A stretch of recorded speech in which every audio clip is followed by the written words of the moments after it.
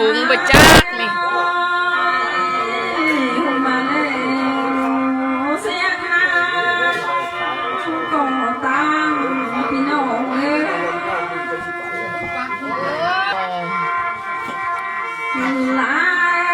เนี่ยแซ่บเนี่ยแซ่บกันดูมาดันนั่นเนาะกันดูมาดันนั่นกันไปนู่นแก่ที่แซมมันน้องแล้วล่ะ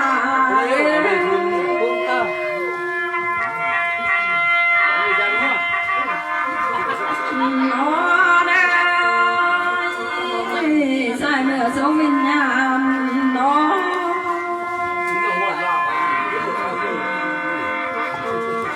ช่วงกันนิดหนึ่งมาทำหอต้อนเลี้ยวบัวลายไปเร็วอยู่พี่น่ะลายเลยแม่หัวหลังแก่แก่ให้หอบเมืองบนละบัวลาย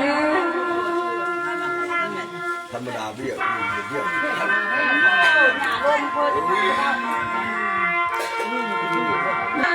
ว่าไม่หลับเขาเหนื่อยข้าวหวานเยอะได้ไปไว้แม่อุ่นหลับข้าวหวานมาไว้ที่นี่เลยเขาไปเอาแม่อย่าแล้วแม่อยู่กันเนี่ยใจคำเราก็เหนื่อยคำเหนื่อยไปไก่มาอยู่ไป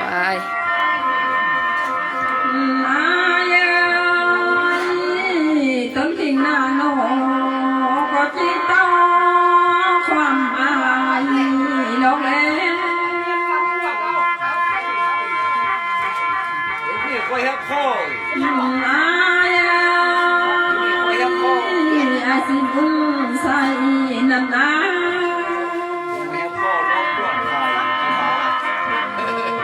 ทำมาเป็นผู้เมืองเมืองบนก็เมื่อบังแล้วไร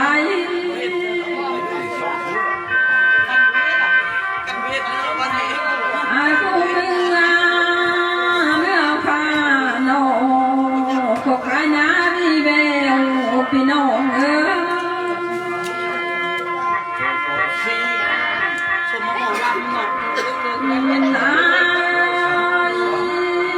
อันบักกายเมื่อแล้ว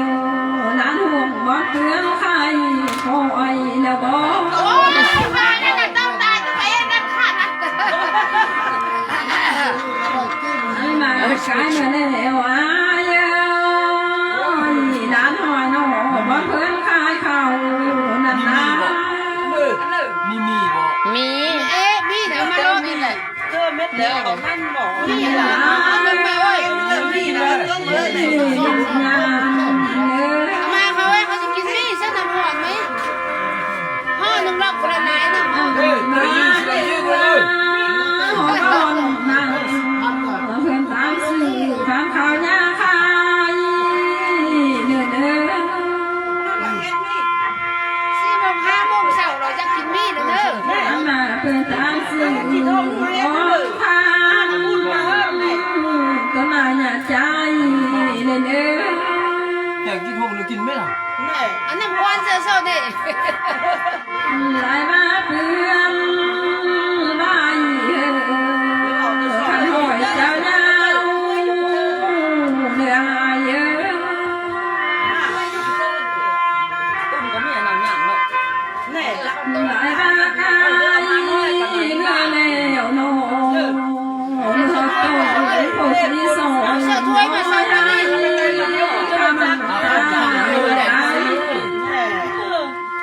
เขาแต่งด้วยเขาลูกก็ไม่ฝันมันก่อนนกน้อยพันแดนส่งตอมแล้วนกวิญญาณเนื้อเขาเคี้ยวกินนั่งคอยเขาเคี้ยวอันมาดอกไม้หอมพระใหญ่แมงวันน่ะดอกเล็ก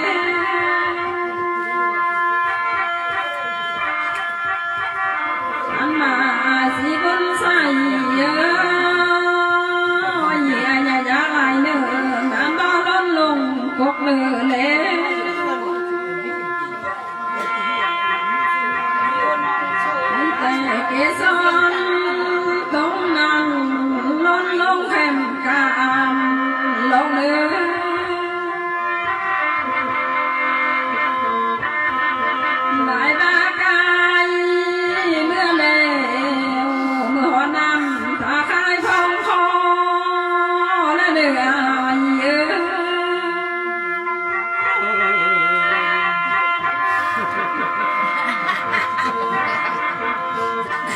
หล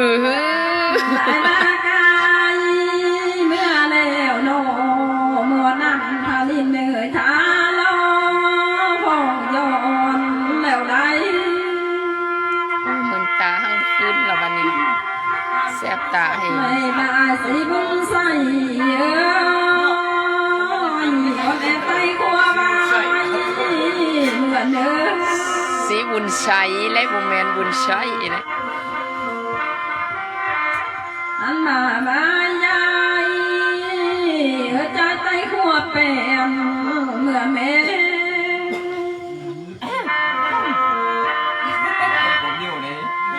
กันบ้าเมื่อหอบร้อนมันคนบ่ลมแทนเท้าบ่เหือกายดอกอาย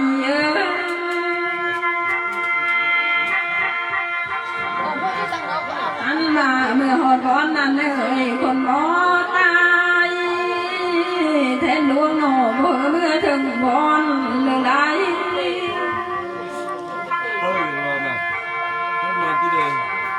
เลี้ยวน้ำแน่เมื่อหอดร้อนนั้นหนอเมื่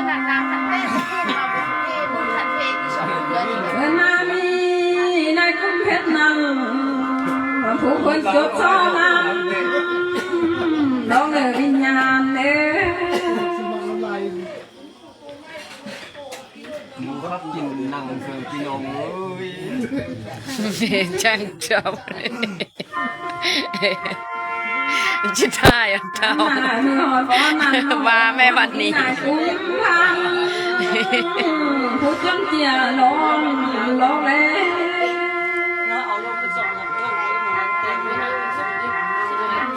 นามีนายอ่อนแก้วผู้จดสื่อความตายเราเลือวิญญาณยังโบนี่ไม่คืนอย่างนี้นะ ผู้เสียหายปีเลื่อน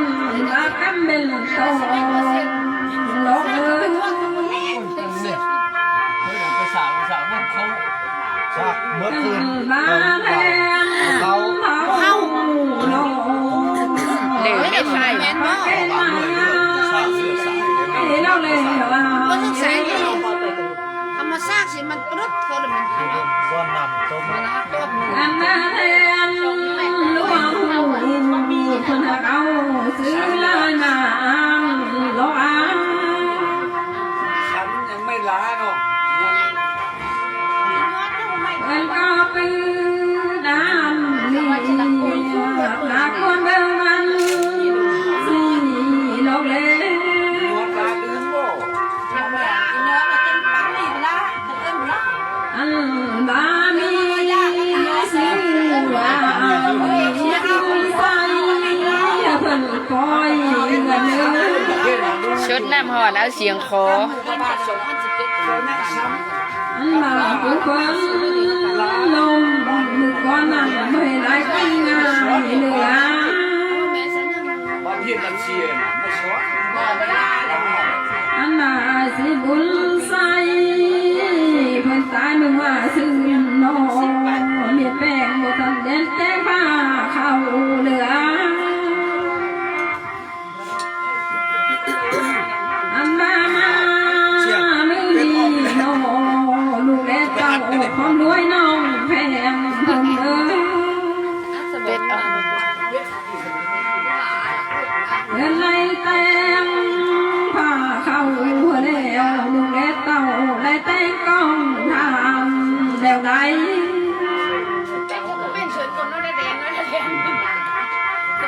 หลายบ้านเรือหอดนั่งจากยายังสองแห่งยาเศร้าเลื่อนเนื้อ ลืมตักน้ำเพราะมัน หลายบ้านเรือนี่เนื้อเอ้ย ใช่เหรอ มันมาไกลเมื่อแล้วโนเมื่อปักดูคุ้มข้าวเหือน้องไปแล้วไหน ช่วงบุไปมีแต่เงินนั่นเงินฟรี หลายบ้านเรือขอปักดูคุ้มน้องเพ่งข้าวลงมาแล้วบอกมีน้ำเด้อ เลยเอ หลายบ้านเมือง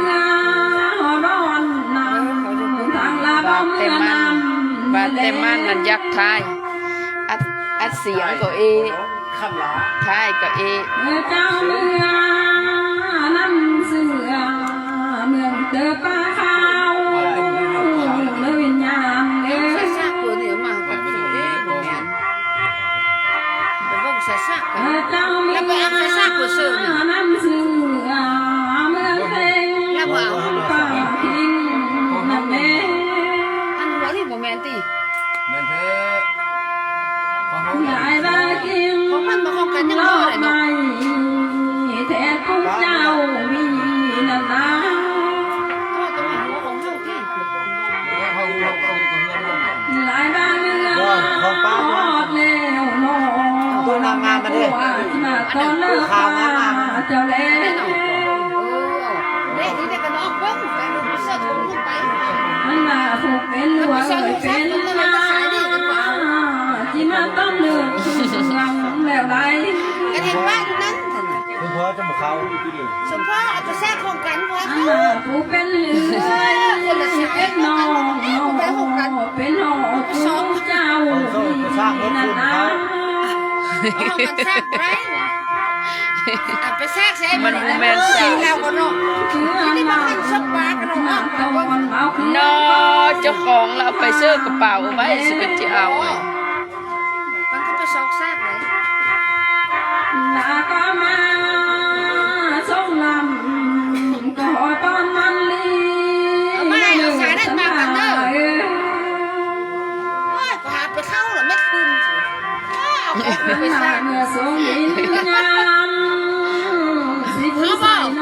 ก็ตอนมันเลย เอาเหรอไม่เอากันนะอันทอดตรงกี้เหรอไหมดีแต่กันในบ้านเนาะ ลาแม่ส่ง ดีตัวออกมา แก้วก็มูเจ้าบีเนื้อสันดาเอ้ย ของเขามันเลือกไส้เลย นี่ต้องพูดว่า ลายบ้ามาหอนนี่บ่ลำลาจุกก็ตุคุมสองลาเอิญนายก็รออายเอ้ย ต้องชุกสกุลมันเลยแม่น นายสองมาหอนก็ตุ นี่หูน้อยนี่นะ ซ้ำคนเอ้ย มันหูน้อยนี่นะ นั่นของเขาไม่ของเขาไม่ไปเชื่อสักเลย หอนเอ้ยหอนลำลายมาเต้าก่อนนะและแม่อายเอ้ อี ย คำมันก็แทรกเองอีคำมันก็ซอกมันจับอยู่ของเราเหมือนกัน อันมาเกลตียสียาหนูนี่นะ